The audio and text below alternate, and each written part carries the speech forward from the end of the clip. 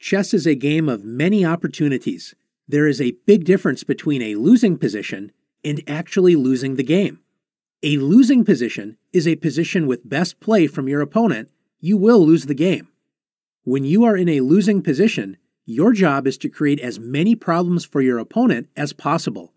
The best way to do that is to keep a positive attitude and not give up. Let's look at some examples of how to defend losing positions. In this position, Black is up a bishop and is doing well. Black's best move is to gain more material and offer a trade of rooks with rook takes a2. When you have a material advantage, it's usually a good idea to offer trades, especially if you can remove your opponent's greatest source of counterplay, the queen.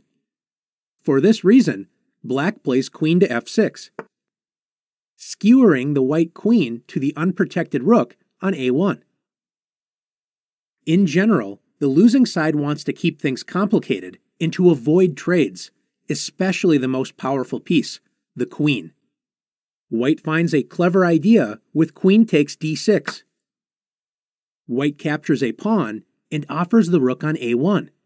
In a winning position, you should always look for your opponent's counterplay, especially checks. Black doesn't think that White has any real threats and quickly captures White's rook with queen takes a1. What idea did Black overlook? Now that the queen no longer protects d8, White plays queen to d8 check, forcing king to h7. And White salvages a draw from a losing position with queen h4 check. After king g8, White will force a draw after queen d8 check. This is known as a perpetual check. Black cannot escape White's checks, and the game is a draw. Always remember to look for perpetual check opportunities when you are in a difficult or losing position. Let's take a look at another example. In this position, White is up a rook and a pawn and is offering a trade of queens. If the queens are traded, Black has no counterplay and will surely lose. Instead of accepting a losing position, Black plays the resourceful queen to g7. Black refuses to trade queens, keeping the position complicated. After queen to g7, Black has even set up a trap. Do you see it? Remember, the winning side should always look out for chances for counterplay, especially all checks and captures the opponent can make. But when you have a winning advantage, it is easy to get happy and overlook your opponent's ideas. In this position, White should have noticed that Black's queen now lines up on the same file as White's king. Always a dangerous situation. With that in mind, White just needs to eliminate any tactics by playing king to h1, removing any possible tricks in the position. Instead, White lunges forward with h4, thinking that Black's checks were useless, missing the fact that after knight f3 check, White's bishop is pinned, so Black forks the king and the queen.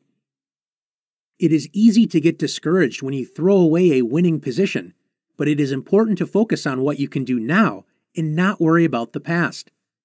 After king to f1 and knight takes e1, even though things look difficult for White, after rook takes e1, White should be able to still draw this position. Notice that White's king protects the bishop and pawn on f2, so the only targets Black has is the unprotected b4 and h4 pawns. After queen to d4, if White doesn't get discouraged and looks for the best moves, White can hold the position with rook to e4, attacking Black's queen and protecting both the b4 and h4 pawns. After queen to d1 check, and rook e1, and queen to b3, Black cannot make progress after rook e4.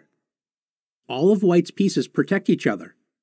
Even though White threw away a winning position, White can still avoid losing by playing careful defense. Let's take a look at one more example together. In this position, White is up two connected passed pawns on the queen side. This should be enough to win the game with careful play. Things don't look good for Black, but as the defender, remember to play to your strengths. Even though Black is in big trouble on the queen side, Do you notice that black has more space on the king side?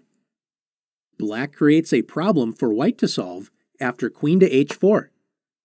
Black's queen joins the light-squared bishop in adding pressure to the h3 square. White has a winning position, but once again, it is important to consider your opponent's ideas.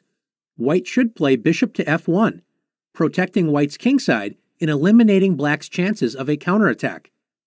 Once black's attacking chances are prevented, white's queenside pawns will win the game.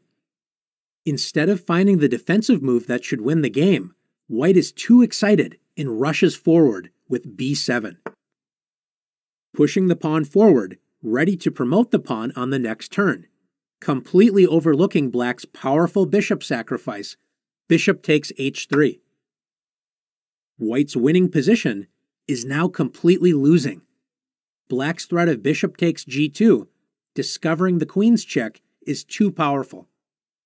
If white accepts the bishop with g takes h3, the game will finish quickly after queen takes h3 check, and after king g1, queen h2 check, king f1, g2 check, king f2, g1 equals queen, checkmate.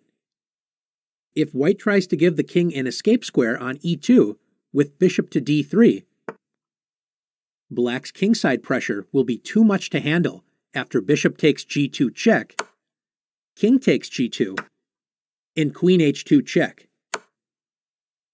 After king to f1, it is now black's turn to be careful.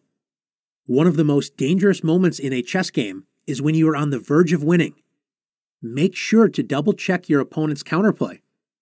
If black thinks the position is a simple checkmate after queen to f2 check, black is in for a big surprise after queen takes f2. And once again, white now has a winning position. Black's path to victory begins after g2 check. To avoid checkmate, white must play king to e2. Black now promotes to a second queen with the discovered check g1 equals queen, check. After king to d1, black's simplest option is to play queen takes a7. Black is now completely winning, but as we should now know, a game of chess is not over until it's over. Can you save a losing position? Let's see.